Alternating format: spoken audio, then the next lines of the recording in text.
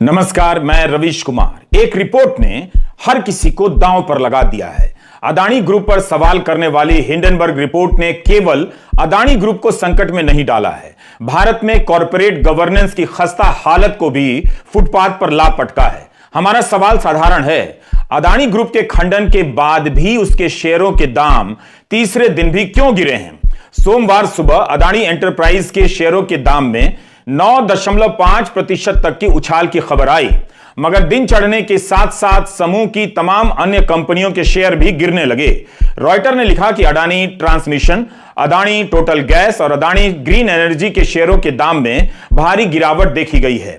आखिर हिंडनबर्ग की रिपोर्ट की साख इतनी बड़ी है कि अदानी ग्रुप के 413 पन्नों के जवाब पर भारी पड़ रही है।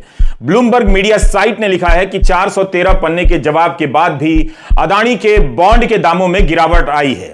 निवेशकों का भरोसा नहीं बना है। अरबपति निवेशक बिल एकमैन ने हिंडनबर्ग की रिपोर्ट को विश्वसनीय बताया है। हिंडनबर्ग ने जब अपनी रिपोर्ट जारी की थी तब कहा था कि कॉर्पोरेट इतिहास का सबसे बड़ा फ्रॉड है। इतिहास में कभी भी कहीं भी इतना बड़ा फ्रॉड नहीं हुआ। यह थी हिंडनबर्ग की रिपोर्ट की हेडलाइन। यह मामला साधारण नहीं है। हम और आप हिंडनबर्ग और अदानी ग्रुप के जवाबों के बीच झूल रहे हैं। अरबपति निवेशक बिल एकमैन ने भी कहा कि उनका अपना रिसर्च नहीं है, बस हिंडनबर्ग की रिपोर्ट के आधार पर उनकी राय है, क्योंकि हिंडनबर्ग की रिपोर्ट की साख है। बिल एकमैन के ट्वीट को बीजेपी के सांसद सुब्रमण्यम स्वामी ने भी रीट्वीट किया है। इसलिए हम भी इस रिपोर्ट और उस पर आ रहे जवाबों और सवालों को ही कवर कर रहे हैं कि क्या क्या कहा जा रहा है। हमारा कोई निजी रिसर्च नहीं है। हम निवेशकों को किसी तरह की सलाह नहीं दे रहे। हड़बड़ाहट से अच्छा है कि ध्यान से चीजों को समझिए और फिर फैसला कीजिए, जैसे अभी तक करते आए हैं। हमारा सवाल है कि आखिर हिंडनबर्ग की रिपोर्ट पर निवेशक क्यों भरोसा कर रहे हैं, अदानी ग्रुप के जवाबों पर भरोसा क्यों नहीं कर रहे हैं? कई शेयरों के दाम में भारी गिरावट से लगता है कि हिंडनबर्ग की रिपोर्ट की साख अदानी ग्रुप के जवाब से ज्यादा है। ऐसा होना अदानी ग्रुप के साथ साथ भारत के कॉर्पोरेट गवर्नेंस से जुड़ी तमाम संस्थाओं को कटघरे में ला खड़ा करता है। भारत के शेयर बाजार में जो कंपनी कारोबार करती है उस पर सेबी नाम की संस्था नजर रखती है, ताकि निवेशकों के साथ कोई फ्रॉड ना हो।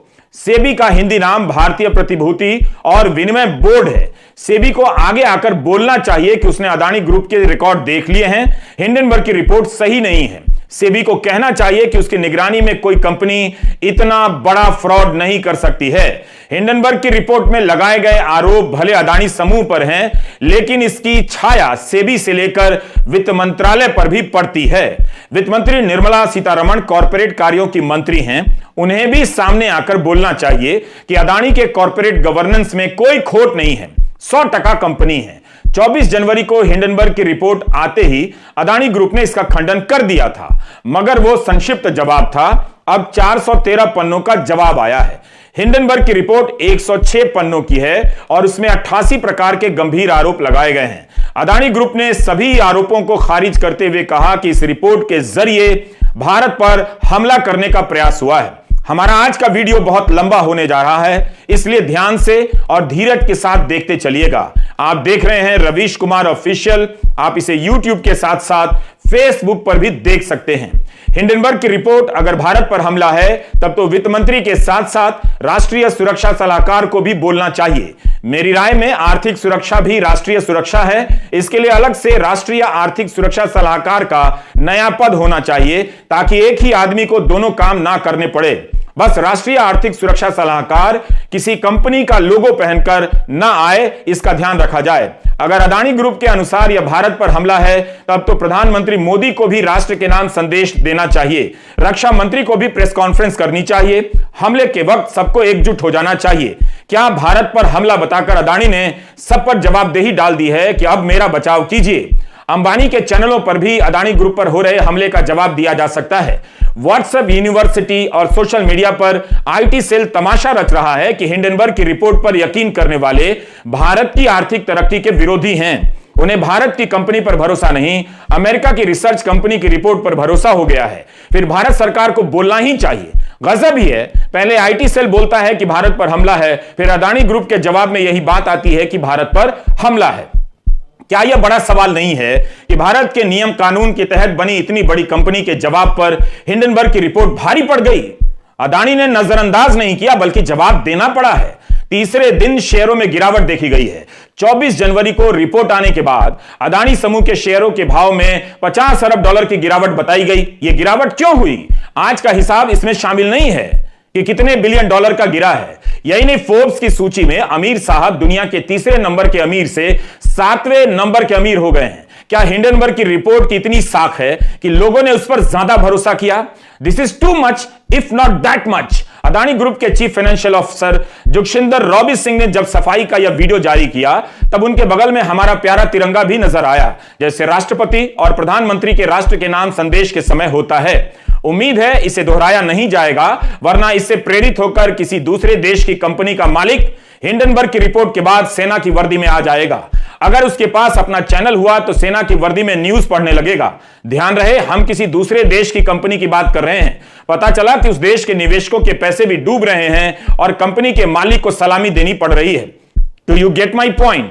मेरा सवाल भारतीय निवेशकों से है, आप तो अपने ही हैं। आपने हिंडनबर्ग की रिपोर्ट पर क्यों भरोसा किया? कम से कम घर से और पैसा लगाकर भारत की खातिर शेयरों के दाम को डबल कर देना था। जब आप 125 रुपए लीटर पेट्रोल खरीद सकते हैं भारत के लिए, तो यह काम क्यों नहीं कर सकते? जाहिर है सीएफओ जुगशिंदर रॉबी सिंह जी तिरंगा के साथ बताना चाहते होंगे कि वे सच्चे देशभक्त हैं। तिरंगा बगल में हो तो झूठ का सवाल ही नहीं। वैसे उन्हें फिल्मों की तरह गीता पर हाथ रखकर शपथ लेनी चाहिए थी कि जो भी कहूंगा, सच के सिवा कुछ ना कहूंगा। आखिर निवेशकों ने अदानी ग्रुप की सफाई पर क्यों नहीं भरोसा किया? हमारा आज के वीडियो में सबसे बड़ा सवाल यही है। हाल ही में दैनिक जागरण को दिए फीचर इंटरव्यू में गौतम अदानी ने कहा कि मुझे आत्मसंतुष्टि है कि मैं और मेरा समूह देश के नव निर्माण में यथासंभव अपना योगदान दे पा रहा है। मैं इसे दोहरा दे रहा हूं ताकि निवेशकों को केवल हिंडनबर्ग याद ना रहे। इसे सुनकर निवेशक कैसे अपना शेयर बेच सकते हैं? बेशक I have a problem with these निवेशक्स। इन्हें तो अदानी के शेयरों को पहले ही दिन गिरने से रोक लेना चाहिए था। हम 413 पन्नों के जवाब को पूरा नहीं पढ़ सकते हैं, लेकिन आप इसे जरूर पढ़िए, छुट्टी लेकर पढ़िए, वीकेंड में भी पढ़िए। अदानी ग्रुप के न्यूज चैनल एनडीटीवी इंडिया ने कहा है कि रिपोर्ट के आरोप भारत, उसकी संस्थाओं और उसकी विकास की कहानी पर सोचा समझा हमला है। अमेरिकी फर्म की रिपोर्ट वित्तीय फायदे के लिए फॉल्स मार्केट तैयार करने के गुप्त मकसद से तैयार की गई है। हमारा फॉलो ऑन पब्लिक ऑफर तय समय पर ही आएगा। पीटीआई से बात करते हुए अदानी ग्रुप के सीएफओ जोगिशिंदर सिंह ने कहा है कि अदानी ग्रुप के 20,000 करोड़ के एफपीओ में किसी बदलाव पर कोई विचार नहीं है। यह एनडीटीवी इंडिया पर कवर करते समय कहा गया है, जो रिपोर्ट पढ़ी गई है। हिंडनबर्ग क्या चीज है कि इसकी रिपोर्ट से इतना बवाल मचा हुआ है? इसकी रिपोर्ट का इतिहास बताता है कि रिपोर्ट के बाद कई कंपनियां दोबारा नहीं उठ सकी। हिंडनबर्ग का दावा है कि 2 साल से अदानी ग्रुप पर रिसर्च कर रही थी। अपनी रिपोर्ट में इस कंपनी ने 720 से अधिक संदर्भ दिए हैं। अदानी ग्रुप ने इसे दुर्भावनापूर्ण बताया है और मुकदमा करने की भी चेतावनी दी है। हिंडनबर्ग एक निवेश करने वाली रिसर्च कंपनी है। इसकी स्थापना 2017 में नेट एंडरसन ने की थी। यह कंपनी किसी दूसरी कंपनी पर रिसर्च करती है कि कहीं कोई फ्रॉड तो नहीं हो रहा, इसके शेयरों के दाम वास्तविक हैं या बढ़ा चढ़ाकर बताए जा रहे हैं, ताकि निवेशकों को ज्यादा मुनाफा का लालच देकर ठगा जा सके। हिंडनबर्ग ने अभी तक 16 रिपोर्ट जारी की है। सबसे नई रिपोर्ट अदानी ग्रुप पर है। निकोला बिजली की गाड़ी बनाने वाली कंपनी है। 2020 में इसकी एक रिपोर्ट आई। उसी तरह स्वास्थ्य मामलों की एक कंपनी है क्लोवर हेल्थ। 2021 में उसके बारे में हिंडनबर्ग ने रिपोर्ट जारी की। करीब $6.25 बिलियन की कंपनी थी, उसका भाव 90% गिर गया। हिंडनबर्ग ने कहा कि जीनियस ब्रांड नाम की एक मनोरंजन करने वाली कंपनी के एक शेयर का भाव $6.86 है। यह गिरकर $1.5 पर आ जाएगा। 2 महीने के भीतर 80% शेयरों के दाम गिर गए। हमने जिन कंपनियों के उदाहरण दिए हैं सभी अमेरिका की कंपनियां हैं। ब्लूमबर्ग में एक लेख छपा है शुलिरेन का। इसमें लिखा है कि हिंडनबर्ग रिसर्च करने वाली कोई साधारण कंपनी नहीं है। यह फर्म छोटी है, मगर न्यूयॉर्क के वित्तीय समाज में इसकी बड़ी इज्जत है। अगर हिंडनबर्ग किसी कंपनी को फ्रॉड कहती है तो अमेरिका के निवेशक कम से कम उसकी रिपोर्ट के कुछ पन्ने तो पढ़ ही लेते हैं। ब्लूमबर्ग की इस रिपोर्ट में लिखा है कि अदानी समूह का जितना भी कर्जा है उसका 30% विदेशी बैंकों से है।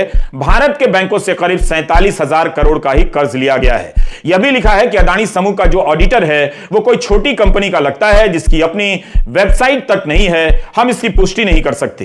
लेकिन ब्लूमबर्ग ने हिंडनबर्ग की रिपोर्ट का हवाला देते हुए ऐसा लिखा है। देखना होगा कि अदानी ग्रुप हिंडनबर्ग के खिलाफ क्या कानूनी कदम उठाता है और उसके क्या नतीजे आते हैं। दुनिया भर के अखबारों में इस रिपोर्ट का कवरेज हुआ है। क्या अदानी से लेकर wall street journal, economist, financial times, guardian के खिलाफ भी मानहानि कर देंगे? वैसे भारतीय मीडिया को दिए इंटरव्यू में अदानी ने हमेशा कहा है कि उनके पास जितना लोन है उतना चुकाने की पूरी क्षमता है। 100 रुपए का लोन है तो 100 रुपए चुकाने की क्षमता है।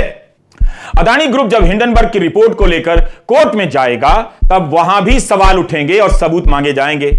इसलिए इस पूरे मामले में यह बड़ा मोड़ हो सकता है। अगर यह कंपनी भारत पर हमला कर रही है तो इस कंपनी ने अमेरिका की कंपनियों को भी नहीं छोड़ा है।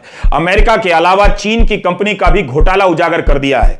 2018 में चीन की एक कंपनी है Yangtze river fort and logistic, इसका $2 अरब का मार्केट कैप था।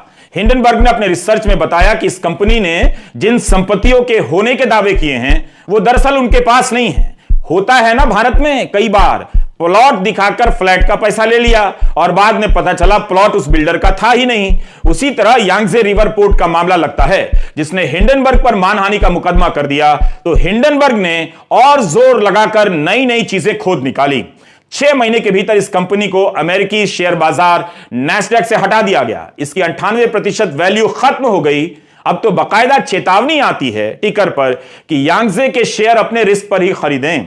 यांगजे रिवर पोर्ट कंपनी कंगाल हो चुकी है। अब हिंडनबर्ग ने यह भी लिखा है कि उसके अदानी ग्रुप के शेयरों को उसने खरीदा है बॉन्ड वगैरह के जरिए। हिंडनबर्ग ने अपनी रिपोर्ट में यह चेतावनी भी लिखी है कि हम चाहते हैं कि निवेशक सारी चीजों को ठीक से परख लें। यह रिपोर्ट हमारी रिसर्च और नजरिए को शामिल करती है। हिंडनबर्ग एक शॉर्ट सेलिंग फर्म है। इसका मतलब क्या हुआ बहुत से लोग नहीं समझते हैं, आपके एंकर को भी नहीं मालूम था। भारत का अखबार बिजनेस स्टैंडर्ड ने लिखा है कि कई बार कोई किसी कंपनी के शेयर या अन्य प्रतिभूतियों को बेचने लग जाता है ताकि जब दाम गिर जाए तो वापस कम दाम पर उन शेयरों को खरीद ले और मुनाफा कमा ले। इसे निवेश करने की रणनीति के तौर पर देखा जाता है। कुछ ऐसा करो कि शेयरों के दाम गिरा दो और फिर खरीद लो टाइप से। अदानी ग्रुप ने हिंडनबर्ग पर यह भी आरोप लगाया है कि इस कंपनी ने फ्रॉड रिपोर्ट जारी कर अपना पैसा बना लिया और निवेशकों का पैसा डुबो दिया। इस जवाब के बाद भी हिंडनबर्ग की रिपोर्ट को अब तक का इतिहास बताता है कि निवेशक उस पर ही भरोसा कर रहे हैं। हिंडनबर्ग ने अभी तक अपनी रिपोर्ट में अमेरिकी और चीनी कंपनियों की पोल खोली है। पहली बार लगता है किसी भारतीय कंपनी पर हाथ डाला है। तो यह भारत के खिलाफ हमला कैसे है? हिंडनबर्ग की रिपोर्ट में लगाए गए आरोप किसी अदालत में साबित नहीं हुए हैं। फिर उसकी इतनी विश्वसनीयता कि कंपनी के शेयरों के दाम गिरने लग गए। ऐसा भी नहीं है कि अदानी ग्रुप पर सवाल करने वाली यह कोई पहली मीडिया रिपोर्ट है, बिल्कुल ऐसा नहीं है। भारत में ही परोंजय गुहा ठाकुरता और रवि नायर ने भी अदानी ग्रुप की कथित खामियों पर रिपोर्ट की है। तब तो शेयरों के दाम कहीं नहीं गिरे, इस बार ही क्यों गिर रहे हैं? क्या यह वाकई भारत पर हमला हो रहा है? हाल ही में वॉशिंगटन पोस्ट में नेहा मसीह, अनंत गुप्ता और जेरी शी ने रिपोर्ट की थी, तब भी शेयरों के दाम नहीं गिरे। रवि नायर की रिपोर्ट एशिया टाइम्स में छपी, उनके खिलाफ दिल्ली पुलिस ने गिरफ्तारी का वारंट जारी कर दिया। रवि नायर ने ट्वीट किया है कि अदानी समूह ने उनके खिलाफ मानहानि का मुकदमा दायर किया है। परोंजय गुहा ठाकुरता ने इकोनॉमिक एंड पॉलिटिकल वीकली और द वायर में अदानी ग्रुप को लेकर रिपोर्ट लिख दी, उन पर भी मानहानि का मुकदमा हुआ। इसी के चलते इकोनॉमिक एंड पॉलिटिकल वीकली से उन्हें इस्तीफा देना पड़ा। द वायर और न्यूज क्लिक पर भी मुकदमे हुए हैं। वैसे इंडिया टुडे से गौतम अदानी ने कहा था हाल के इंटरव्यू में कि उनके लिए मैसेंजर नहीं मैसेज महत्वपूर्ण है। यानी इसका मतलब यही हुआ कि पत्रकार से नाराज नहीं होते हैं बल्कि रिपोर्ट पर अपना विचार रखते हैं। रवि नायर और परोंजय गुहा ठाकुरता ध्यान से इसे सुन सकते हैं। इंडिया टुडे से गौतम अदानी ने कहा कि आलोचनाओं को मैं खुले दिमाग से लेता हूं। मेरे लिए मैसेंजर से ज्यादा महत्वपूर्ण मैसेज है। मैं दूसरे के विचार को हमेशा समझने का प्रयास करता हूं। मैं जानता हूं कि मैं परफेक्ट नहीं हूं, ना ही हमेशा सही हूं। हर आलोचना मुझे अपने में सुधार करने का नया अवसर देती है। तभी तो अदानी जी ने 413 पन्नों के जवाब हिंडनबर्ग रिसर्च संस्था को भेजे हैं, जिससे पता चलता है कि उनके लिए वाकई इस वक्त मैसेंजर से ज्यादा मैसेज महत्वपूर्ण है, यानी रिपोर्ट महत्वपूर्ण है। लेकिन हिंडनबर्ग ने लिखा है कि 2021 में अदानी कोर्ट गए थे ताकि एक यूट्यूबर उनके खिलाफ कुछ ना बोल सके और उसके बोलने पर पाबंदी लगा दी जाए। अदानी समूह के 413 पन्नों के जवाब के बाद हिंडनबर्ग ने बयान जारी किया है और कहा है कि राष्ट्रवाद के नाम पर आप फ्रॉड पर पर्दा नहीं डाल सकते। इस भारी भरकम जवाब में हमारे मुख्य आरोपों को नजरअंदाज किया गया है। अदानी ग्रुप ने दावा किया है कि हिंडनबर्ग ने प्रतिभूति और विदेशी विनिमय कानूनों का गंभीर उल्लंघन किया है, मगर अदानी ने नहीं बताया है कि कौन से कानून हैं जिनका हमने उल्लंघन किया है। इसके बाद भी हम इस गंभीर आरोप का खंडन करते हैं। हिंडनबर्ग ने यह भी कहा है कि आप राष्ट्रवाद का नाम लेकर मूल सवालों से नहीं बच सकते। अदानी ग्रुप अपनी बेतहाशा तरक्की को भारत की तरक्की के साथ मिलाने का प्रयास कर रहा है, जिससे हम सहमत नहीं हैं। हम मानते हैं कि भारत एक धड़कता हुआ लोकतंत्र है और उसका भविष्य रोमांचक है, लेकिन हमारा यह भी मानना है कि भारत के इस सुनहरे भविष्य का चक्का अदानी ग्रुप जाम कर रहा है। जो देश को लूट तिरंगा का सहारा ले रही है उसकी कंपनियां, यह सब हिंडनबर्ग के जवाब में लिखा है। हिंडनबर्ग का कहना है कि 413 पन्नों के जवाब में काम के केवल 30 पन्ने ही हैं। हमने अपनी रिपोर्ट में 88 सवाल उठाए, 62 सवालों के जवाब नहीं मिले हैं। बेशक कुछ सवालों के अदानी समूह ने जवाब दिए हैं जो हमारी ही जांच की पुष्टि करते हैं। अदानी समूह ने अपने जवाब में कहा है कि हिंडनबर्ग ने 88 आरोप लगाए, इनमें से 65 के बारे में सारी जानकारियां अदानी समूह के पोर्टफोलियो में पहले से ही दी गई हैं। बाकी के 23 सवालों में से 18 सवालों के संबंध पब्लिक शेयर होल्डर से हैं और थर्ड पार्टी से हैं। बाकी के 5 बेबुनियाद आरोप हैं। हम जोर देकर कह रहे हैं कि सभी नियमों का पालन करते हैं। हम अपने निवेशकों के हितों की हर स्तर पर रक्षा करते हैं। अदानी ग्रुप का कहना है कि हिंडनबर्ग की रिपोर्ट भारत पर हमला है, लेकिन हिंडनबर्ग ने अपनी रिपोर्ट में चीन के कारोबारी और अदानी ग्रुप को लेकर गंभीर आरोप लगा दिए हैं। हिंडनबर्ग ने अपनी रिपोर्ट में कहा है कि अदानी ग्रुप के चीनी नागरिक चैंग चुंग लिंग से क्या संबंध है, इस पर सफाई नहीं आई है। हिंडनबर्ग का दावा है कि दोनों के बीच कथित रूप से कई तरह के संबंध हैं। हमने पूछा है कि चैंग चुंग लिंग का अदानी ग्रुप के साथ क्या संबंध है, विनोद अदानी के साथ क्या संबंध है। यह बेहद महत्वपूर्ण मामला है, केवल शेयर धारकों के लिए नहीं बल्कि भारत की राष्ट्रीय सुरक्षा के लिए भी, क्योंकि चैंग चुंग लिंग की एक इकाई का संबंध अगुस्ता वेस्टलैंड घोटाले से भी रहा है। चैंग चुंग लिंग के बेटे को कथित रूप से अदानी ग्रुप के एक प्रोजेक्ट में ठेका मिला हुआ है। हिंडनबर्ग की रिपोर्ट में अदानी के भाई की शेल कंपनियां होने का दावा किया गया है। आरोप लगाया गया है कि विनोद अदानी से जुड़ी ऑफशोर शेल कंपनी में अरबों डॉलर रुपए कहां से आ गए। इसके जवाब में अदानी ग्रुप ने कहा कि हमें सोर्स की जानकारी नहीं है और ना ही हमारा जानना काम है कि उनके फंड का सोर्स क्या है। कमाल है। हिंडनबर्ग का कहना है कि अदानी समूह ने पेज नंबर 41 पर कहा है कि विनोद अदानी के बिजनेस डीलिंग और लेन देन पर कुछ नहीं कहना है। तो क्या हम यह मान लें, हिंडनबर्ग का कहना है, तो क्या हम यह मान लें कि गौतम अदानी को पता ही नहीं कि विनोद अदानी ने अदानी समूह में इतना सारा पैसा लगा दिया और उन्हें यह भी पता नहीं कि पैसा आया कहां से। मॉरिशस से चल रही कंपनियों और उनकी भूमिका का भी जिक्र है, जिन्हें अलग से विस्तार से समझने की जरूरत है। सवाल यही है कि क्या गौतम अदानी इन 413 पन्नों के जवाब के सहारे हिंडनबर्ग की रिपोर्ट को चुप करा देंगे।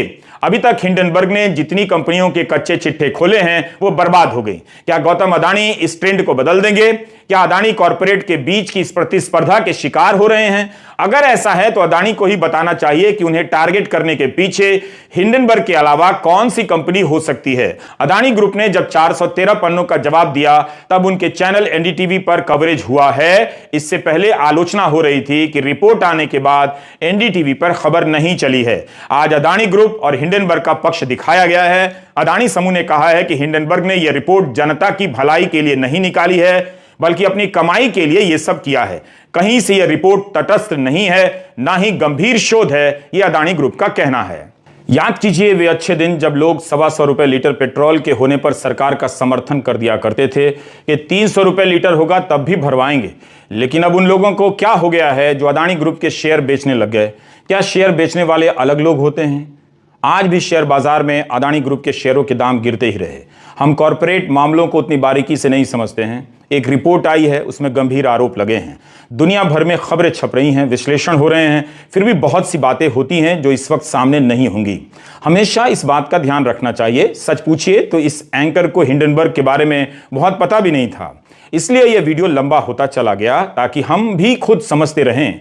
हम इस वीडियो में अदानी ग्रुप के जवाब और हिंडनबर्ग के सवाल और जवाब दोनों को भी पूरा बता रहे हैं। हिंडनबर्ग जर्मनी का एक हवाई जहाज जैसा गुब्बारा था जिसमें 100 लोग सवार किए गए, जो बीच आसमान में फट गया। इसे मानव निर्मित त्रासदी, दुर्घटना के प्रतीक के रूप में याद किया जाता है, क्योंकि इसके पहले इस तरह की कई दुर्घटनाएं हो चुकी थी, फिर भी इसे होने दिया गया।